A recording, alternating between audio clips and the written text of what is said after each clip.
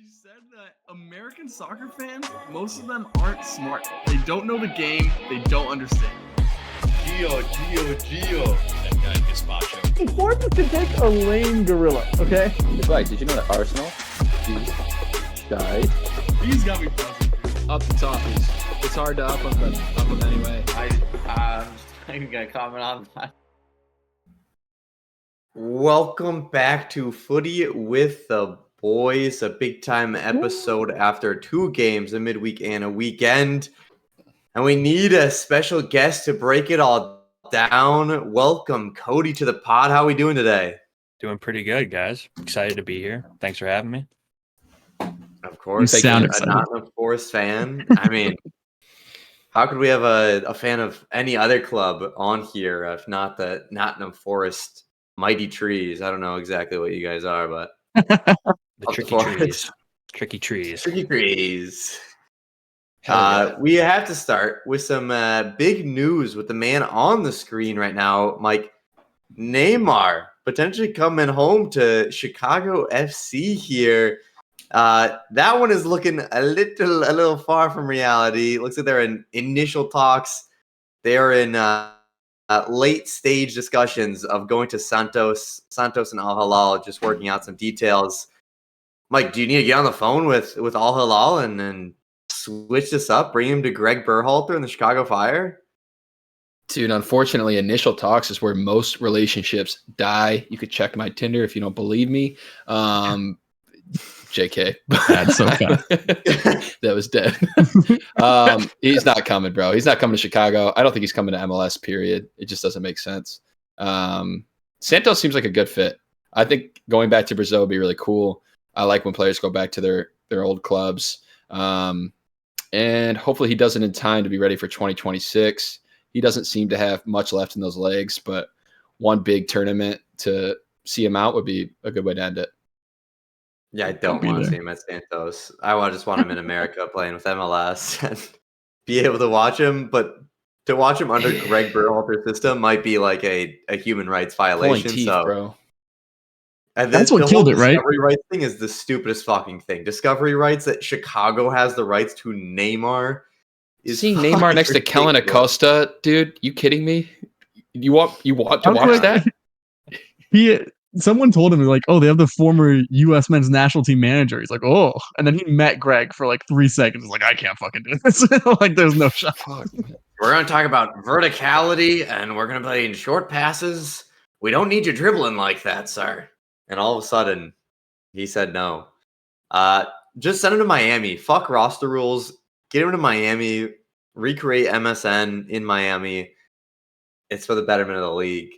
What's also for the betterment of the league here, Mike, Timmy Weah is in talks or in discussions with Everton to come on over to the Merseyside. Mike, what do you say we mix a little business and pleasure with Timmy Weah joining from USMNT to the Everton TOFFEEs? In talks is a bit strong. Going back to Tinder, we swiped right on Tim Weah. We don't know if he's seen it yet. I'd love for him to Big come to Everton, Tinder obviously. episode. I made big signings every time I play FIFA career mode. Tim Weah is coming into the club. I don't know why that would happen. Juve just splashed on him this summer, so it seems a bit premature for him to leave, especially with the impact he's had. Scored some real big goals for them, not starting all the time, but playing significant minutes and having a huge impact. Everton would certainly be a step down for him. Just keeping it a buck. Premier League, though, you never know. And they got money now. New ownership. Tim Weah on He his would put in best a shift for us. season. Tim Weah plugging in Oh, a right wing, though, he's a workhorse. That would work well. We don't have anyone really else there at the moment, so be nice to have him. He has 9 goals and assists combined this year, beating his previous high as a professional at 8 he got with Lille. So big time year here for Juventus man there. Nick, we move on over to a little Gunner talk here. You talked about how it was a tough stretch, North London Derby and then Aston Villa. You said you'd be happy with 4. You got that, but does it feel a little bit worse knowing that you had a 2-goal lead on Aston Villa and in words, you could say shit away 2 points, just like that. I think shit away is strong, but it was a collapse for sure. Yeah, it does make it feel worse. Like I said, if you had told me 4 out of 6 going into these 2 stretch of games, I'd be very happy. I'm glad we won the one that we did. Obviously, big rivalry there. Fuck Spurs. Which, oh my god, that team is in shambles. We should have done a whole Spurs. segment about them today. Oh, we'll be Jesus talking about it. We'll be talking. Oh my god. I mean, see you later, Ange. Jesus Christ. But yeah, I think context matters, man. And 6 out of 6 would have really cemented us back into, we're not dead, but it's same old story, same old Arsenal for this season so far, with just not being able to finish enough opportunities. Even with a 2-0 lead, that game could have been 3 or 4 by the time Villa started making their comeback there. So it sucks, Saliba now pulled something. He's out for a little bit. Injuries left and right. 11. How many days are in January? 10 days left in the transfer window. So it's gonna be interesting to see if we can pull something in there. It looks like there might be big game hunting in the striker market. I'm not getting my hopes up. I remember a couple years ago, 5-6 years ago, we signed Lucas Perez like on the deadline day at the very end. That's what I'm thinking is going to happen. I can't believe that man wore the Arsenal 9 shirt. He was a Jesus dog. Christ. He was actually like decent, but what the hell is he doing at Arsenal? So a little nervous there. Sesko, Gyökeres, come on down, baby. Let's finish this. Let's fix this finishing problem. And yeah, a lot of same old. By the way, I looked at the table yesterday and saw Man City 6 points behind us. So I mean, there is just zero chance that we are winning this title, even if we catch Liverpool. City's going to catch us, so it's not going to be much doing there. Top 4, baby. Back to our roots. We are grounded in it. This is not a title race until Liverpool decides that they're going to collapse, and it is. So maintaining, I think, a 6-point distance, but at the end of the day, more of the same for Arsenal. Good to get those 2 supposedly difficult fixtures out of the way. Still a lot to be played for, obviously, but it did suck to go down that way, that's for sure. In the back there, by the way, is Mike's girlfriend, as he was talking about Tinder. So special guest. Well played. Crazy behavior. I can't believe she was in the room. Jesus Christ. There's a reason she left. There you go. That is his latest Tinder date. He swiped right. She did not. Not sponsored. Nick, I feel like you're not as delusionally supportive of your club as maybe I'd hope you'd be. Kind of just settling already at this point for top 4. You guys paint. Why don't you get on the Baggy chorus and you win it all? You guys paint with such broad strokes, dude. Like I'm not one of these Twitter Arsenal fans. I've been talking a lot of shit these past years because I think we have been arguably the best team these past few years. Obviously, City are the best because they won, but still, I thought we were amazing. I thought we had an amazing squad. I thought we had enough at the start of the season, and they've proven me wrong. So I'm not going to be crazy about it. I do think having a real striker gives us a real chance, but to ask a 21-year-old Sesko, even if I think he's an amazing talent, to come in here and win you a title in 5 months is crazy.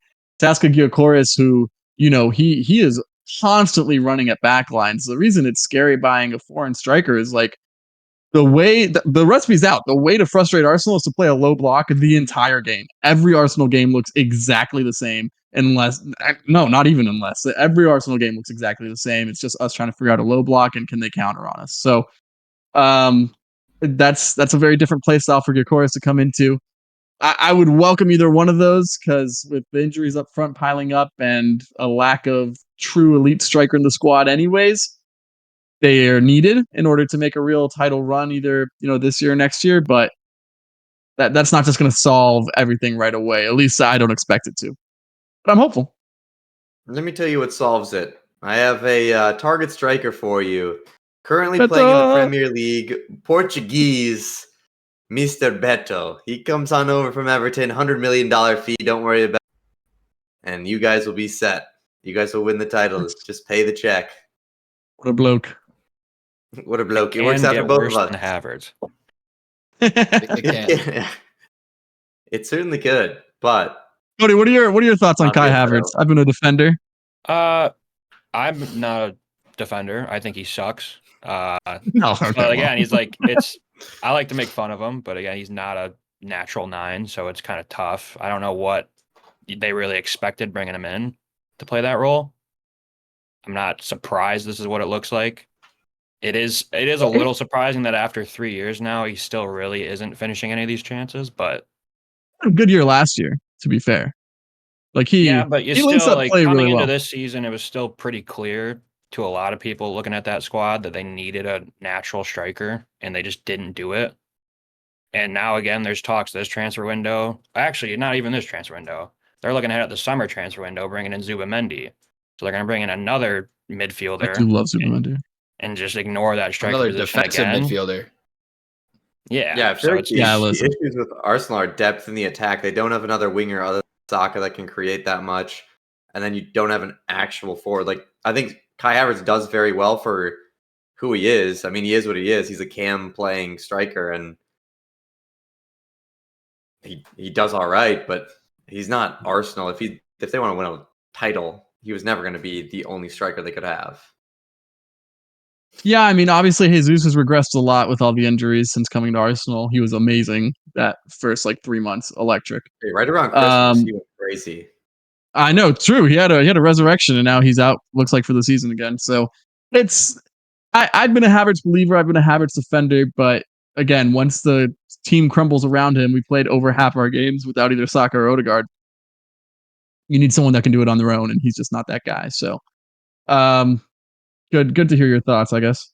I just think Even though this it's a fuck you, this season's just really is a different vibe though with that Liverpool team at the top. They really just feel like a wagon, and it kind of does feel like the longer the season goes on here, they still have a game in hand on all these teams, and they're 6 points up. So that's kind of scary. So that honestly at the though, same time, their games against honestly Everton though, they and have David to Moyes, so it's really only 6 exactly, points. You can, exactly. Because Everton's been Big Six hunting, baby. yeah. Big Six hunting indeed. What a perfect segue, Nick. Mike, we go to Everton here. David Moyes comes in for Sean Dyche. Utter woke nonsense going on. And we come in, lose to Villa, but then we beat Tottenham Hotspur 3-2. We were up 3-0 in this game, and holy shit, I thought we were stepping it up from Sean Dyche for a bit. We went from losing 2-0 leads to 3-0 leads. But that's the difference right there. Sean Dyche only would have been up 2-0. This one, we're up 3-0, so we get all 3 points here versus Tottenham. Is this more of a amazing for Everton and look at what David Moyes is doing, or more of a holy shit, what the hell is Ange Postecoglou doing? Because Tottenham, if you show them in the standings, they are right next to Everton. They are the next team up. And looking at their goal differential, holy shit, they do not belong there, yet they find themselves there. Pretty shit position there, Mike. Dude, when you lose to Everton, you've really lost the plot. And Big Ant just lost his team. They don't play for him anymore. They don't have tactics. They're a complete mess. Going forward, they still have enough talent in that squad to score goals. It's never been an issue. They've always been able to do it. They did it last year. They've done it all this year. But in the transition, they are so disorganized. It's unbelievable. You can rip through them with any team, and Everton did that. We've talked about how poor we are going forward all year. We looked like a different breed against this Tottenham back line and midfield. Albert They don't have Lewin anybody looked who like holds. prime R9. Yeah, I thought I was watching Dom Solanke, not Dom Calvert-Lewin. He diced up that back. Dragusin couldn't get close to him. Big Ange switches to a 3-back for this game without either of their starting center backs. So he's got Archie Gray, Dragusin, and who knows who next to him. And that's a terrible recipe. Yeah, like you said, Dominic slices, dices, scores a nice goal. And then we're running at them for the rest of the first half. It was, demolishing. We scored 3 goals in the first half, and it could have been 4 or 5. And Diaz was a piece of class. The own goal is unfortunate for Archie Gray, but we're scoring if he doesn't touch that ball anyway. And then credit to them, they fight, and I guess they show that they're still in the game late because Kulusevski scores a chip and Richarlison gets on the end of one. But for 70, 75 minutes of this game, they weren't in it, and they were getting dominated by a team that's currently 16th in the league. So what does that say about your Big Six aspirations when you can't do it? You could throw a Big Six right out the fucking door right now. That's Big 12 Big is Six. looking unrealistic. Yeah, man. Fuck me. They're looking at some American college And he's conferences. fired, Big right? 10, Big 12 are about the highest they can go. He has to be fired. I mean, I've liked Big Ange, but fuck, dude, you cannot perform like this for Tottenham when they spend this much money. When you had the season you did last year, I don't care. I mean, injuries are an excuse to an extent, but when you're in 15th, man, the seat's got to be scorching hot. You look at Man U, they're in a similar position. They already fired their manager. It's a short leash, a leash that's already been let go for Big Ange. I think it's pretty crazy that it's pretty crazy that they went from winning the title last October to all of a sudden being in 15th. If we recall, Jared Flaggett here crowning them. Oh So, my god! I mean, it is for the biggest Ange fanboy of all time. It goes Ange Gio Pulisic. It is insane to fall from grace. Yeah, I feel like he just had them buzzing because nobody knew how crazy they were, and then the second he was figured out, it's just been god awful since. And I don't understand why he's still there. You're sitting in 15th place. You're in 15th as Tottenham, and Tottenham is like a notoriously quick to fire club. I don't know why Ange, if it's just he has great vibes even when they're losing. I don't know, but He doesn't look like he has good vibes. It's tough. No, he looks like he wants to not do great things to himself. Yeah. Mike, let's get back to the real winners here. Everton, big time win here. David Moyes getting the boys up and running with a big win here. It looks completely different. They look like they have some semblance of a pulse when they have the ball rather than just punting it up there. And I don't even know what they were really doing on offense before, but now they actually play with the ball, find passes. How much hope do you have that maybe we're not in a shitting ourselves to the last game of the year type position this season? I have a decent amount of hope. I still think we're a cut above the 3 promoted teams, and we are way more organized than Wolves. Wolves can still ship 4-5 goals at any time. So I think we stay up. It's not going to be a crazy successful season. Like, I don't think we go up to mid-table, but we stay around 16 to 14 mark, and that's fine. We see it out and we start again next year. The chances that we do anything more than that really low at this point. But performance-wise, I mean, we did some great things. Nathan Patterson starts. That should have been the case all fucking season. I know he wasn't available for the first month or two, but having a right back who's not 39 years old, it's usually a good recipe. He's got legs. How ageist of you. Jake O'Brien playing. He got his first start in the Premier League after we spent $30 million on him this summer. That's crazy. You bring in a player that caliber, that much money, and you sit him on the bench for the first 6 months of the season. Like, what the fuck are you doing? So good to see him in. He played well. And he's another center back option. So you want him to have minutes. And then the rest of the guys, we got Dom involved in the attack instead of leaving him on an island alone. Who would have thought that a striker with his qualities would benefit from having someone to play with? That's genius level from David Moyes. That makes Ndiaye better. And we can actually score goals. I don't think it's the biggest like renaissance I've ever seen, but maximizing the players that we do have. Gay, another one who performed really well next to Mangala, got his first 2 assists on the season. Those things are going to get us some results that we need to stay up comfortably. I think David Moyes is the man for the job. We've looked inspired both performances. Villa's a tough one to start your managerial campaign on, but this is a great way to follow it up. Hey, I think there's just some competency there now with Everton in the Merseyside. Going from Nick's team Arsenal that was high expectations, slightly underperforming, to Everton, which didn't really have expectations and aren't really performing anything above that or under that. We go to Nottingham Forrest here. Cody, your team was a hot pick for relegation at the start of the season. They now sit tied on points with Arsenal at 44 points, third in the league only by goal differential. And they've gone unbeaten against what we've said, the wagon of a team that Liverpool is, the only loss that Liverpool has. Cody, what the fuck is going on with Nottingham Forest this season? A lot of magic, man. It's been crazy. No one expected this. I didn't expect this. I had them finishing anywhere from like 12th to 15th at best. I didn't think they'd be in a relegation scrap again, but no one saw this coming. The signings they made in the summer really transformed this team. Defensively, they're unbelievable. One of the best in the league. That center back pairing is maybe the best in the league at times this year. And some of these guys on the team that just have found the best form of their career. A guy like Ola Aina, who's 28, is playing the best ball of his life. That's been crazy to watch. It's tough to put into words. I really don't know what's going on. Sitting at 44 points at this time in the season, it's crazy. I think at this point in the season last year, we had 20 points.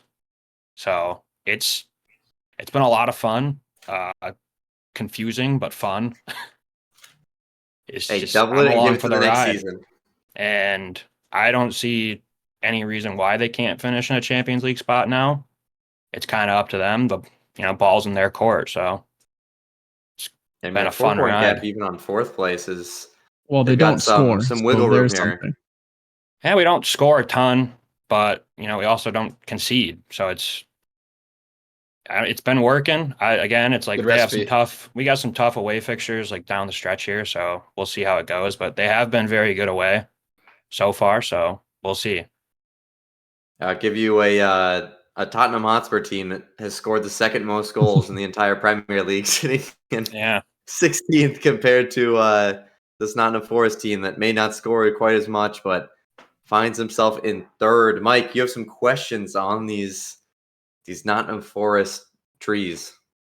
Yeah, I want to paint you a little picture here. We're going to go back to 2015-16 season. Leicester City Cinderella run. Why not make the comparison? Our podcast is legit.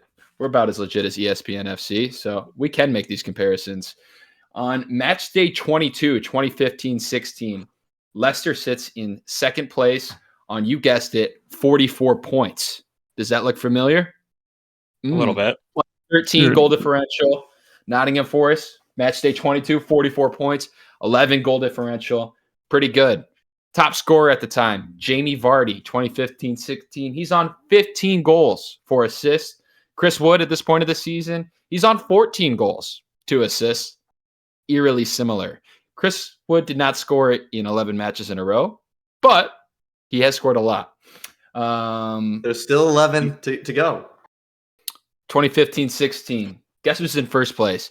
It's Arsenal. Guess how many points they're on? They're on 44 points. We go to 24-25. Arsenal's on 44 points. The similarities. But they're not in first. Still there.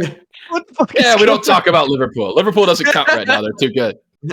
Leicester, 2014-15. They finished in 14th place on 41 points. Nottingham finished 17th last season on 32 points. 4-point deduction. So, is it possible? What was the connection on that one? Those are just two completely different. What? They're different. I'm just showing you finished way lower than you are currently in the table, as you knew. Big turnarounds, some similarities. That takes us into a segment I call Him or Us. We're going to go through Leicester's title-winning squad in 2015-16, compare it to Nottingham Forest current boys. And you're going to tell me which player you'd rather have in the squad. Palmer, if you would, bring up our lineup builder. It's time to put Cody to the test, see his ball knowledge in the last decade of the Premier League, and see how loyal he is to his current trees. Flags, Nick, feel free to hop in. I'm sure you will. Shit on Cody all you like. Or back I got nothing. Oh, this is you, buddy. We got some cult heroes in this Leicester squad and some future cult heroes in this Nottingham squad. So let's have fun. Cody, where do you want to start us? What position? Let's just start with keeper. Start with keeper. It's Kasper Schmeichel or it's Matt Sells. That's a tough one. I mean, I think just based on this season, I think you got to go with Sells. 9 clean sheets at this point in the season. I think I looked it up earlier. I think Leicester had 12 clean sheets that entire year, or 13. So I mean, I think you got to go with Sells. How do you spell cells? I'm not against either way here. Yeah. I think the easy choice is Kasper Schmeichel. He is a Premier League hero, son of Peter, obviously, and was phenomenal that season. Only 3 losses the entire year, pretty major. But if you've been watching Nottingham Forrest, Matt Sells has been quite incredible. Huge reason you guys are currently in the position you are. I don't know how he's made some of those saves. We'll continue by going to left back. Cult hero, Christian Fuchs. Say it with me. Christian Fuchs, not the other pronunciation. Charlotte FC or Nico legend. Williams. He was a Charlotte FC legend. Cody, who are you taking? You taking the Aussie or are you taking young Nico? I think I'm going with the Aussie on this one. Still not too sold on Nico Williams as a player. He wasn't starting to begin the season. He kind of had to work his way back into the squad. Played right back, obviously, the last few years. Switched him over to left back for the season. He's been good, but he's missing a lot in his game. He doesn't really offer much going forward, as opposed to someone like Ola Aina, who we'll talk about in a second. But okay. I got to go with the Aussie on that one. I think that's fair. Fuchs had a wand of a left foot, by the way. He was taking corners for them. He was Go nuts. ahead and say that Fuchs. Fuchs is probably not going to be an EA. No, he's not going to be. Well, he should have a legend card. There we go. There we go. Yeah, There we go. Okay. Close enough. Close enough. It What a counts. squad so far. Yeah, that's Fuchs. We're going to come across to the center back, the first center back, Robert Huth or your boy Milinkovic. I'm going Milinkovic on this one. I think We just say both of them. I think Milinkovic Yeah, I has think we been. can say both of them and get it done with. I think The other Milinkovic center has been one of the best signings in the Premier League this year. It was kind of one that went under the radar a little bit. I think he came over for only like 12.5 mil, but he's been unreal. INK. It's been incredible for you guys. Palmer spelling Milinkovic is problematic. We'll continue that. Wes Morgan or Murillo. Wes Fucking Morgan help me out was quite incredible that season. Wes Morgan was unreal. He was unreal. Murillo's obviously been great. Still super young. I'm actually going to go with Wes Morgan on this one, though. Respect. Just because of how great he was for that team that year. And I mean, obviously, like, you could say it for all these Leicester. I mean, they won the league that year, dude. Like, all those guys were unreal. Good. Why don't we just put Good enough Murillo and reasoning for Morgan me. together? Yeah. Wes Morgan is you also just no spell longer a Milinkovic. player, so Get the fuck You're off this throwing- team builder thing, Palmer. This is the most I don't know how embarrassing thing we've ever done. Jesus Christ, guys. MLIN. I'd like to just put out there for the podcast listeners that I was not told we would be doing this at the start of the pod. yeah. Just fucking randomly threw that out there. Also, I'm sorry. that with you the don't know team how to from 2014-15 for EA 25. spell. Some of these guys might be retired. That's part of the fun of the game. Let's go into the midfield. Actually, we'll do right back. We'll go Ola Aina or Danny Simpson. Danny Simpson was class that year. I know you're going to pick Ola, but played 38 games, didn't really miss any minutes. Bucket loads of assists. Yeah. That one's a tough one. But yeah, I'm standing by my guy here. You ran him with your boy. I'm standing by my guy here. He's been unreal for us. He's honestly been the reason we've won some of these games that we have. Crazy as to say about a right back, but He was the reason you won the Southampton game. He was the reason we didn't drop points in this game. Yes, that like last minute goal line save was everything. He's had a lot of big moments this season so far. I'm expecting a lot more from him going forward. But yeah, I got to stick by my guy there on that one. All right, Ola Aina goes in at right back. This one should be a shoe-in. Your boy Ryan Yates, longest standing member of the squad, versus N'Golo Kante. Give me a reason why Ryan Yates should be in the squad. That's a tough one, I mean, what a player Ryan Yates is. But I mean, yeah, obviously you got to go with Kante there. He's won a few things. Yeah. Player of the Champions season. League. Yeah. His resume's kind of hard to value. He's okay. All right. I guess we'll put it in Golo. His partner in crime, a man who recently hung him up, Danny Drinkwater, or your standout midfielder, Elliot Anderson. Again, I'm going with Elliot Anderson here. Another signing in the summer that was just has been nothing. It's been unbelievable for us. He way better than I thought he was going to be. I mean, I think we brought him in for like 41 million. So I guess it's kind of expected. I'm also surprised that Newcastle let him go. It kind of makes sense with the midfield they have, but he's been unbelievable for us. He's been maybe our best player at times. So I got to go with him. I don't think anybody's going to be that upset about taking him over Danny Drinkwater. I don't think. Dude, Danny Drinkwater got like a $40 million move to Chelsea that summer. He did. And never played again, unfortunately. Let's not disrespect. He was classic. Let's not disrespect. I know, but Elliot Anderson's the right pick. But. Leicester didn't win the title off of Danny Drinkwater's heroics.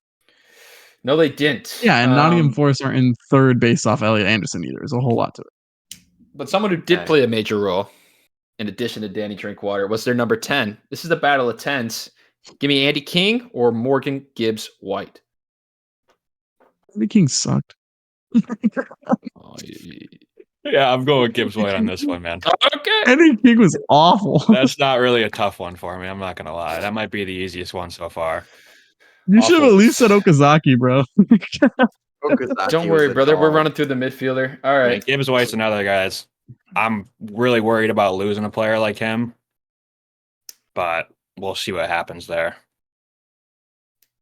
Morgan Gibbs White makes the squad. Imagine he leaves and Gio Reyna comes back in. Take two. Hell yeah. Then you guys would win the title. Then we win it, yeah. That'd put us over the top right there. Gio Reyna in the midfield. Yeah, Gio Reyna pulling the strings. Another one for you to argue, Cody. Dude's been balling for you guys, especially the last month or so. Anthony Elanga versus a certain Riyad Mahrez. He's pretty good too. He was okay, yeah. I mean, you got to go Mahrez there. Easy. Mahrez is unbelievable. Just unbelievable. I think a lot of people try and discredit him now just because of his move to Saudi, but he was unbelievable. Oh, he's one of if the you're discrediting him, you're a clown. You're an absolute clown. See, a lot of people don't give him the credit he deserves just because of his move to Saudi. It happens with all these guys. I mean, that Leicester season was his best, obviously, but his years at Man City, he was unstoppable too. Went on to Man, yeah, exactly. Won everything there. So I mean, you got to go Mahrez. You can argue they haven't been able to replace him since he left Man City. That big of an impact. Maybe the best first touch. You could argue Leicester City hasn't been able to replace him either. I think City There's an argument. Was able to replace him pretty fine. Yeah, you think Savinho's the guy? Well, I thought, the guy who won Premier League Player of the Season last year was probably a good replacement, but Academy. But something happened this season. What's the guy's name again? I forgot his certainly name. Be doing 4 goals the last 2 games. I'm pretty sure Holland's a striker, Cody, not a winger. I don't know what you're talking about. Let's go to a player Nick brought up, Shinji Okazaki or Callum Hudson-Odoi. I'm not as high on Hudson-Odoi as a lot of Forest fans are. Thanks. I think he's very one-dimensional in the attack, more so than someone like Elanga, who really is just kind of like known for his pace. Hudson-Odoi really doesn't offer much, especially if he's not going to drop back a lot. I mean, he will, but he'll high motor guy, but I'm not as high on him as other people are. I think he's just he is what he is. And I don't think his level can raise anymore. So I'm not going to go with him on this one. Just because I'm not as high on him as other people. And I mean, look at this beautiful man. Insane. I was like, that season he had was crazy. A hero. Oh my goodness. Dude, those late minute winners that man had was insane. Yes. Not like for like positionally, but impact wise, Okazaki definitely gets in. And then it comes down to the battle of the nines. Oh boy. Tell me why Chris Wood gets in over Jamie Vardy. Chris Wood doesn't get in over Jamie Vardy. Just doesn't. That shit get banged. Jamie Vardy was, So that highlight reel from that season is just, you could sit there and watch it all day. That Banger, guy was banger. That volley unbelievable. versus Liverpool alone is all he Yeah. needs. Some That of the volley best goals- versus Liverpool was Some of the best goals you've like seen in the Premier League, like unbelievable.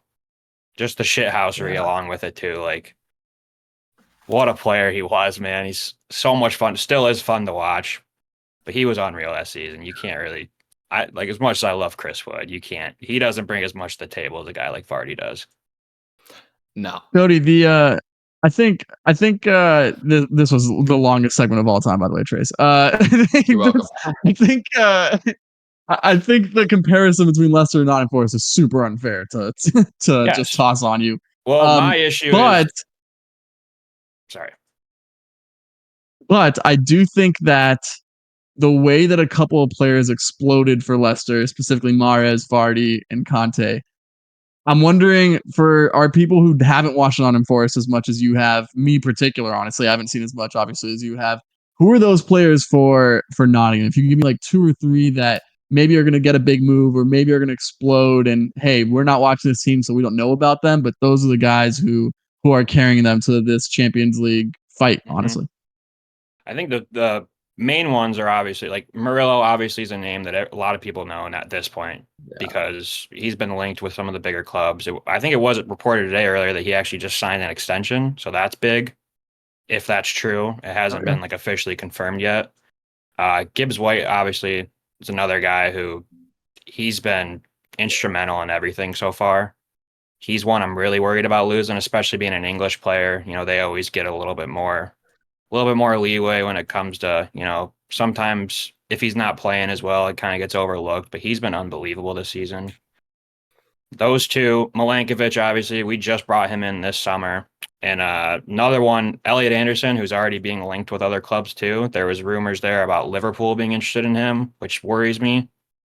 But I'd say those 3 have been the big ones so far that have really just taken this team to another level. They're all young. I think they're all 23 or younger. Yeah, that's crazy. So that's what's another thing that's been really interesting about this team is just how young they are. I mean, they have a couple guys who are 28, 29, but for the most part, this team is still really young. So I'm not too worried about losing players. I think you got to kind of go out and like win something first or show that you can like compete to win something before you got to worry about losing people. That was kind of the issue with that Leicester team is that came out of nowhere, winning the league. And then they just kind of got picked apart those following few seasons. They still managed to stay up for, 8 years they stayed up in the Premier League? Yeah. But I think if we go and get even a Europa League spot this year, if they perform well there next season, then I think you'll start to see this team kind of get picked apart. But for now, it's just kind of just along for the ride, seeing what happens. I'm not worried about losing anybody in this transfer window, even though there's been a lot of talk, but yeah. We'll see what happens No in the shot. summer. But for now, I'm not too worried right now. But those are some of the bigger names that I'd say have really elevated this team to where it's at. I think the biggest Unfair thing comparison. Go ahead. Is kind of like that Leicester case of Leicester was able to get, obviously they won the Premier League, so that obviously helps with money, but just getting in Champions League, getting all that crazy amount of prize money can just kind of fund your club for years and years and years. It kept Leicester continually getting top of the table type performances where that's going to be able to help out Nottingham Forest here. If they can stay up here in top 4, get Champions League type money in, like that's going to be crazy for their longevity in the Premier League with the amount of money they can spend. Especially with an owner like Marinakis, who's shown that he's not afraid to just throw money at the wall. Boy, does he like spending. Yeah. He loves spending money. So it'll be interesting to see what happens going forward. Just allowing him to open the checkbook. I hate the comparison to that Leicester team because, like we talked about earlier, there wasn't a team like Liverpool that season who was just running away with it, who looked like the best team in the world right now. So that's why I hate that comparison to that Leicester season. It's a tough one. It's definitely an unfair comparison. Leicester ended up winning the league on 81 points that year, which is absurdly low, especially in the modern times where we've seen the teams crack high 90s, even hit the 100 mark at one point. And they won it by 10 points, right? Exactly. They did. 81 points won by 10, which is it's just unreal. Or Unfair tie for Danny comparison, Welbeck now. but you see some slight similarities, some star performers, some dudes kind of emerging out of nowhere. Anywhere they finish, that top part of the table will be a huge achievement. Don't get me wrong. Cody, what's the lowest you finish and you think at this point of the season, we did well, we succeeded? At this point, I mean, now that looking at the table now, I mean, being 6 points clear of Man City and Newcastle, anywhere outside the top 6, I'd be a little disappointed. Obviously, coming into the season with no expectations, I'm not going to be really disappointed wherever we finish. But now it's kind of in our hands to just stay up there. I don't see why we can't. Top 6 is really kind of where I'm at right now mentally. Top 6 or bust. Tottenham will be officially replaced by Nottingham Forest for the rest of time. You heard it here first. The rest of the time.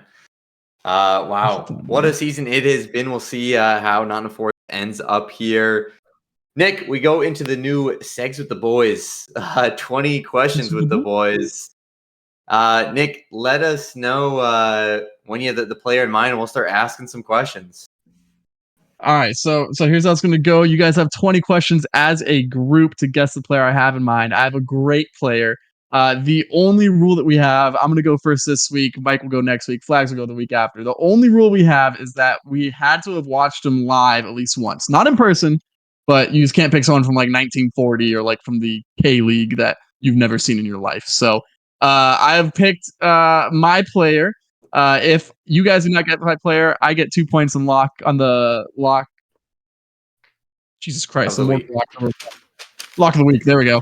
And if you guys get it right, you each get 1 point. So I am ready whenever you guys want to start firing away questions. My player is locked and loaded. I have a good one in mind. Are we just rotating one at a time? You want to rotate? That's cool with me. Do whatever.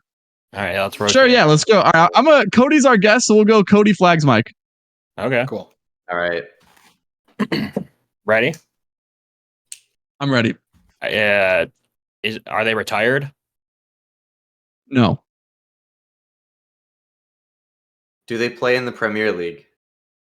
No. Hmm.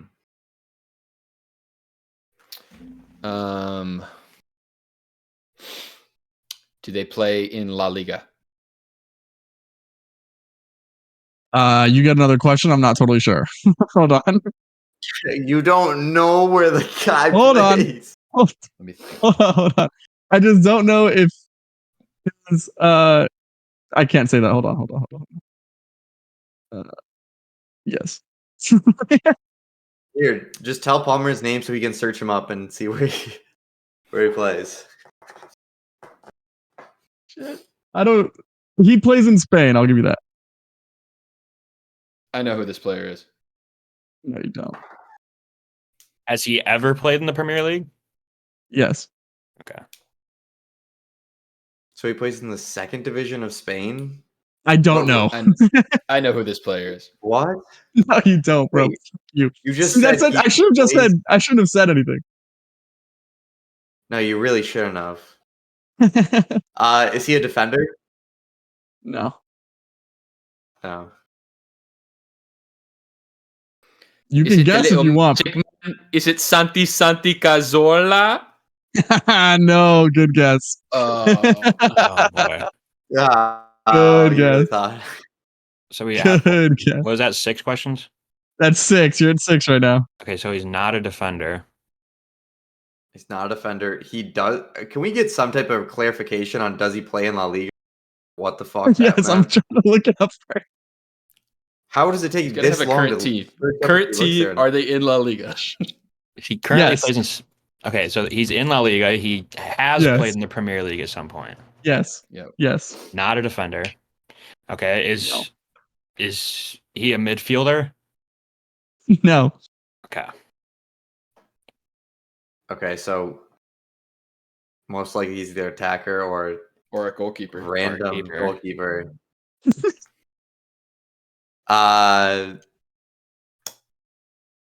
Is he Colombian? No. Fuck. Hmm.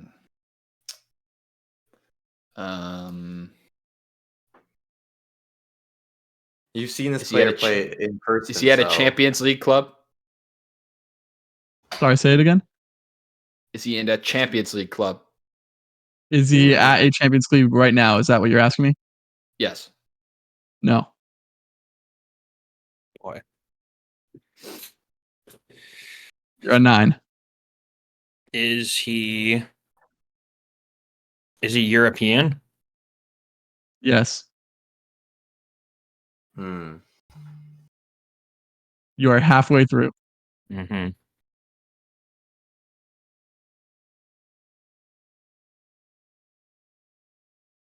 You guys need to ask some more direct questions here. Is, You're just beating around the bush.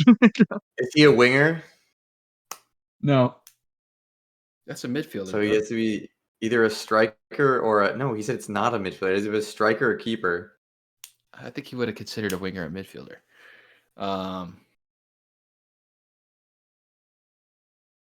He's European. He used to play in the Prem. Ask like if he's Is he English? No. What a shit question. Well, that would have been a very narrowed it down. okay. Is he over the age of 30? Yes. Yes. Okay. Okay, who's an old Arsenal player that's playing in Spain?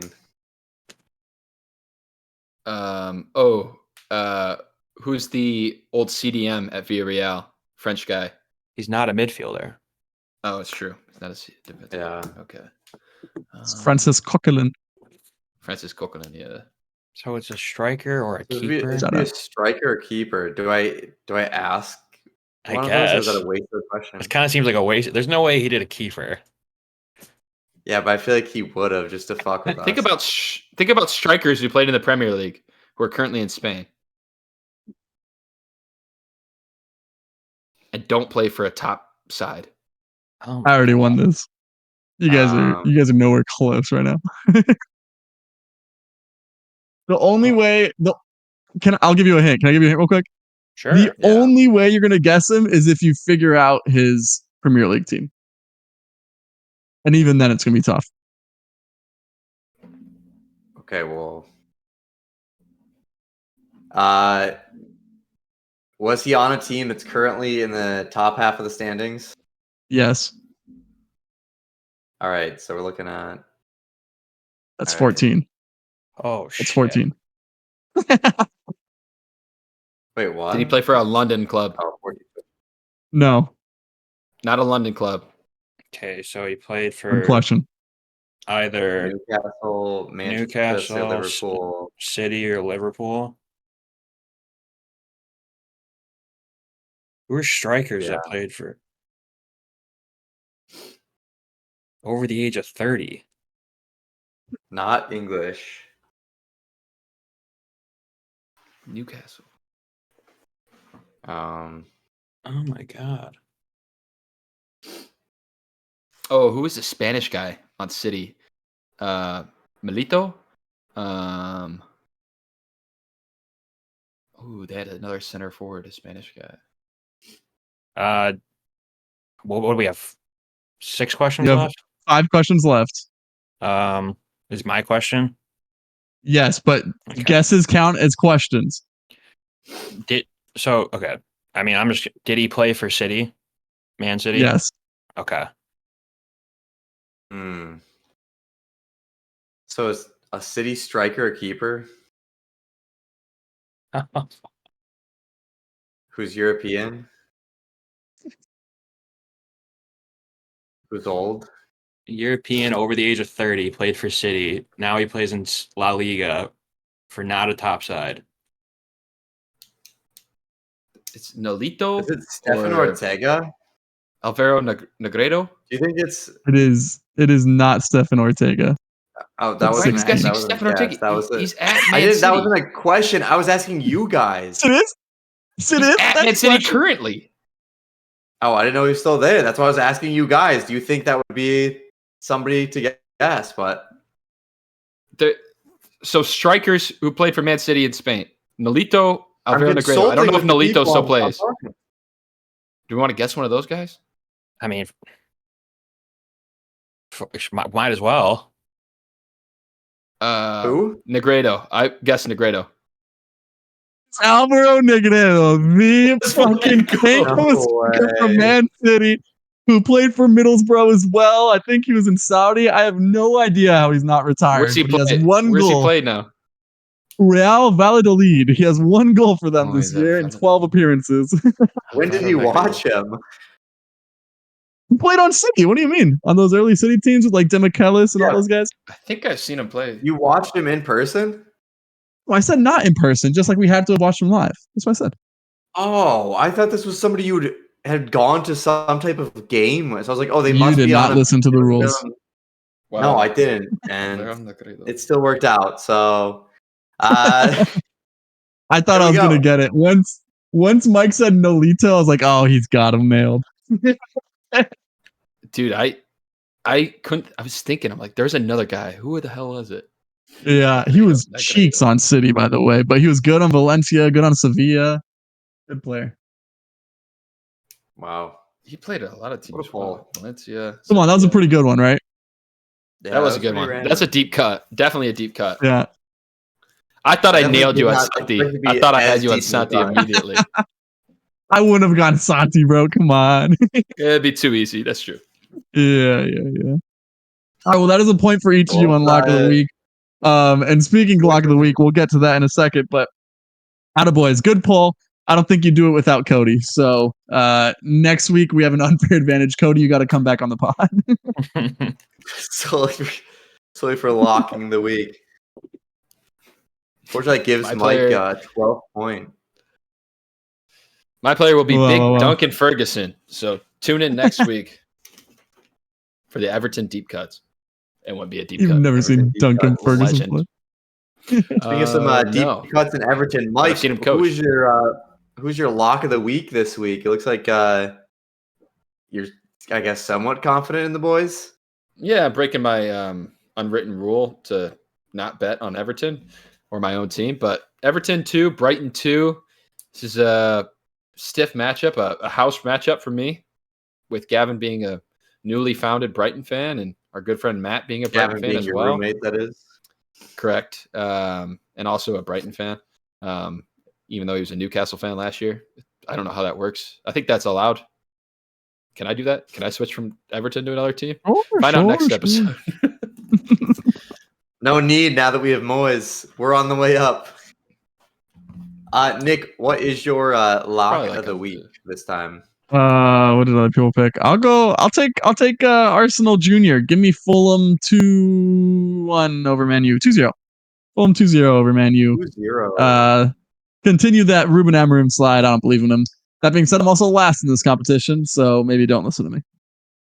I'll give everybody a little tip here. Search up Ruben Amorim speaking at training. He sounds like Gru from Despicable Me.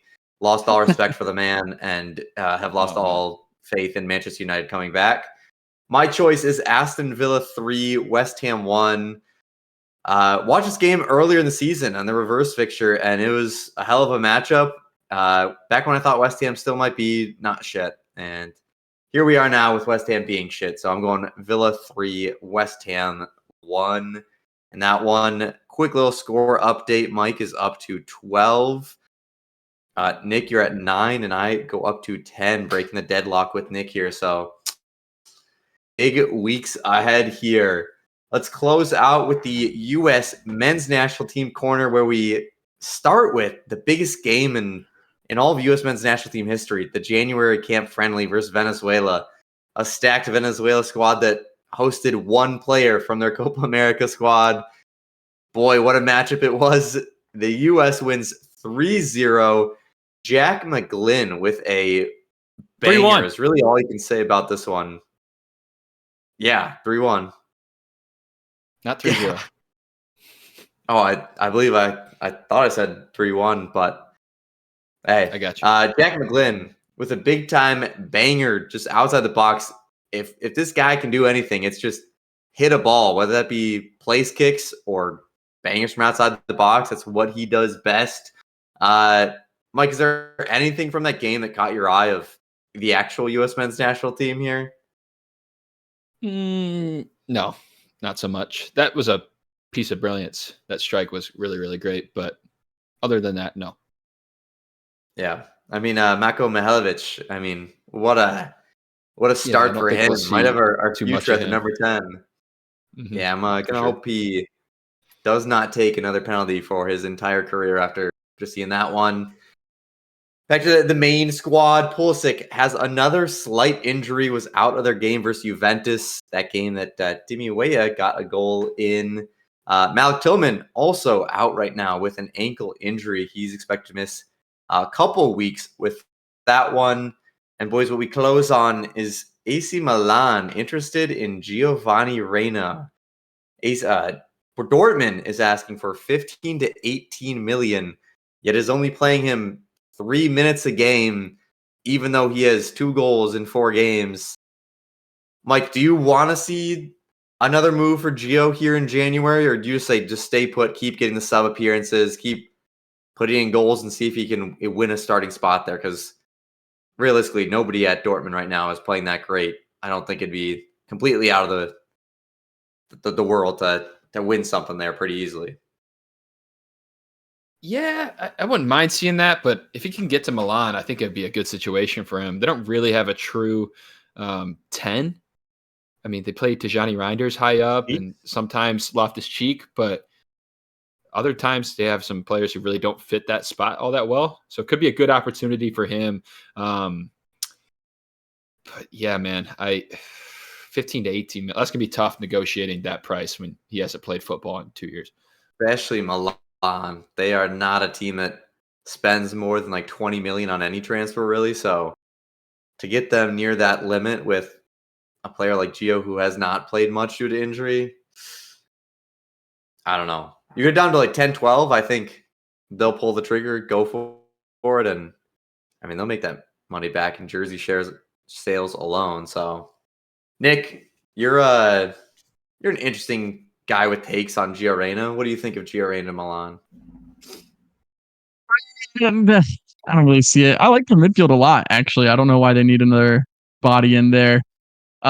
We've seen a lot when it comes to Gio. I want him somewhere where he's healthy and somewhere where he's playing. And right now he's healthy and seems to be getting, some minutes for Dortmund, at least lately, but would still like to see him move. I don't think Milan's the right place. But if you're saying we can roll up to a bar one day with Musa, Pulisic, Gio, Milan combo jerseys there, I mean, come on. I'll sign me up for that every day. So I'm down just for the vibes, but is it the best way for his career? Nah, I don't think so. USAC Milan, alive and well. Nick, Milan might be a great spot for him with all the Americans, but Cody, what if he goes back to Nottingham Forrest and puts them over the edge? You said Hudson-Odoi's one-dimensional. Welcome to 7-dimensional, GR7. Yeah, it's not happening, man. We already went down that road. Didn't work out. Didn't play at all. Played maybe 8 minutes. It's not happening. Maybe. He needs to go somewhere where he gets minutes. It's not working out at Dortmund. It's clear it's never going to work out there. So he just needs to get out of there. Yeah, he just needs send him to the Mersey. As long as he doesn't come to the MLS. Him and Timo. Oh. Yeah, if he went to MLS, Chicago Fire. I just really don't want to see Plan him B? in the MLS. I think if he goes to the MLS, that's just going to be just downhill real quick for his career. I'm still fine with him going to MLS, by the way. Nick gets paid by MLS to say that. He's in there with Landon Donovan and Alexi Lalas. I get a cut of the Apple TV deal, baby. Can you cut of that? They have the Neymar money ready to go. They just hand it on over to Gio Reyna and say, all right, there you go, buddy. Boys, big weekends out of our teams. Some interesting prospects ahead for Arsenal trying to get back into a title race. Everton starting their title race right now with David Moyes. Nick, some final thoughts. Mike, some final thoughts, and then we'll end with Cody giving us the charge for the rest of the season. Listen, Christmas was a month ago, but I need a new striker under the tree right now. So Anything I'm wishing this next week and a half, 2 weeks. Bring me someone. Bring me Gyokoris. Bring me Sesko. I mean, bring me someone who's just not injured, honestly. I'll take any striker at this point in time. We're creating plenty of chances. Let's start putting them in the back of the net. Hoping for some health for all the boys. And as always, up the Gunners. All right, Mike. Bring me rain, bring me snow, bring me Beto. Give Beto to Nick. That's what he wants. Dude, I'm pumped as an Everton fan because we won a game, and that will last until we lose. That could be this week. We're playing Brighton, and they're very good. Exciting team. I'm excited for the Nottingham game. Cody will touch on that, but Nottingham versus Bournemouth, two hottest teams right now, don't belong up here in the top 8, but they are here nonetheless. Tyler Adams versus Ryan Yates. That is a heavyweight matchup for the ages. Cody, what are we looking for this weekend? This weekend, it's going to be a dogfight, I think. It's going to be a tough one, but I'm confident. I'm always confident now with this team going into any game, especially after what they showed against Liverpool. But we'll see what happens. I'm still hoping for something here in the transfer window. Hopefully another midfielder. There's talks about Alex Baena. Let's see what happens there, but hopefully they go out and grab someone else because I think if they want to sit up here comfortably for the rest of the year, they need to make some moves. Yeah, I hear Neymar's available. Neymar. I'm just saying. Neymar to Nottingham Forrest. Nobody saw it coming. But right here on Footy with the Boys, we make sure Insider to confirm source. all of it. Our insider sources are telling us that it's across the line. Until next time, peace. Up yours. Peace, boys. The boy Cody. We'll do the boys' debut. Yeah. Yes, sir. Notre Dame's getting shit on.